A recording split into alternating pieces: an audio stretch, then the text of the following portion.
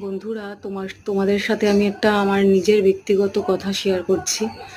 আজকে যে প্লেন দুর্ঘটনাটা হয়েছে আমেদাবাদে, গুজরাটের, মানে সত্যি খুবই ভয়ঙ্কর। এতগুলো মানুষ মারা গেছে, মানে এতগুলো মানুষ দুর্ঘটনায়, মানে কি বলবো, মানে বলার তো কোনো ভাষাই নেই। প্রথম কথা। দ্বিতীয় কথা হচ্ছে, ব্যক্তিগতভাবে আমি মানে ঘুরতে যাওয়ার আগে, মানে নিজের পাড়ায় তো যাই, রাস্তায় মোটামুটি বাজার টাজার সবই করি। মানে ঘুরতে যাওয়ার আগে 100বার ভাবি যে কোথাও, মানে ট্রেনের কোনো দূরপাল্লার ট্রেনে যাওয়া, বা এক দেশ থেকে আরেক দেশে যাওয়া, বা অন্য কোনো রাজ্যে যাওয়া আমার প্রচণ্ড ভয় লাগে।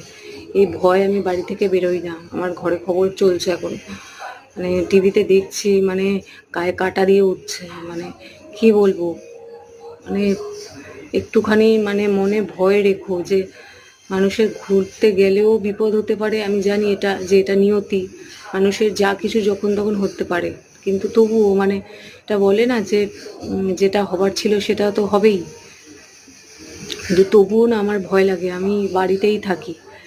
আর কি বলতো, মানে আমার মনে একটা খুব ভয় যে মরে যাবো। মরতে তো আমাদেরকে হবে, সেটা আমি জানি, কিন্তু এটা আমার পার্সোনালি ব্যক্তিগতভাবে আমি বলছি যে আমার যদি মৃত্যু হয় সেটা আমার বাড়িতেই হোক বা আমার ঘরেই হোক, আমি বাইরে গিয়ে মরতে চাই না। আমি প্রচণ্ড ভীতু, প্রচণ্ড ভয়ঙ্কর। আর কোথাও ঘুরতে যাওয়ার আগে একটু ঠাকুরকে ডেকে বেরিও, এটাই আমি বলবো তোমাদের জন্য। সাবধান বাণী, যেটা লোকনাথ বাবাকে ডেকো।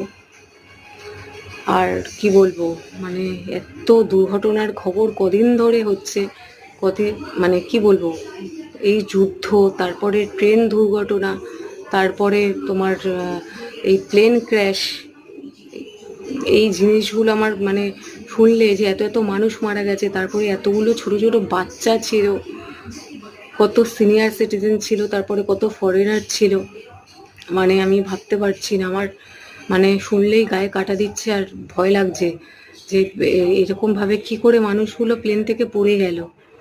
মানে ঘুরতে যাওয়ার আগে একটুখানি ভাবনা চিন্তা করে ঘুরতে যেও। মানে কি বলবো, মানে মনে একটা ভয় সবসময় রেখো যে হ্যাঁ, এরকম নয় যে ফ্রিতে মন চাইছে ঘুরতে। আমি জানি এটা ঘুরতে অনেকেই ভালোবাসে, কিন্তু কি বলবো, এটা আমি আমার ব্যক্তিগত, এরকম বলছি না যে সবাই অন্য লোকের কথা শুনে চলবে। এটা আমি আমার পার্সোনাল ওপিনিয়ন একটা জানালাম, যে এটা আমার ব্যক্তিগত মত, যে আমি ঘুরতে যেতে খুব ভয় পাই এবং নিজেকে সাবধানে রাখি যতটা রাখা যায়।